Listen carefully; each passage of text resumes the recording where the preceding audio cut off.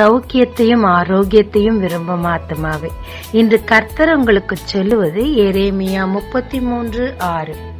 நான் அவர்களுக்கு சௌக்கியமும் ஆரோக்கியமும் வரப்பண்ணி அவர்களை குணமாக்கி அவர்களுக்கு பரிபூர்ண சமாதானத்தையும் சத்தியத்தையும் வெளிப்படுத்துவேன். எசேக்கியா ராஜா வியாதிப்பட்டு மரிக்கப் போகிறார் என்று தீர்க்கதரிசி அறிவித்த போது தான் தேவனுக்காக வைராக்கியமாய் நின்றதை நினைக்கும்படி தேவனிடத்தில் கண்ணீர் விட்டு கெஞ்சுகிறார். தேவனும் அந்த ஜெபத்தை கேட்டு அவருக்கு ஆரோக்கியம் வரச் செய்து 15 ஆண்டுகள் வாழ்நாளை கூட்டிக் கொடுத்தார். ஆமாங்க, நாமும் தேவனுக்காக வைராக்கியமாய் நின்றதை நினைப்பூட்டி ஜெபித்து தேவனோடு ஒப்புரவாகும் போது சௌக்கியமும் ஆரோக்கியமும் பரிபூர்ண சமாதானம் தரது மட்டுமல்லாமல் நம் மூலம் சத்தியத்தையும் உலகத்துக்கு வெளிப்படுத்துவாருங்க. ஜெபிக்கலாமாங்க. தேவரீர், எனக்காக நீர் தரும் ஆரோக்கியம் சமாதானத்திற்கு நன்றி.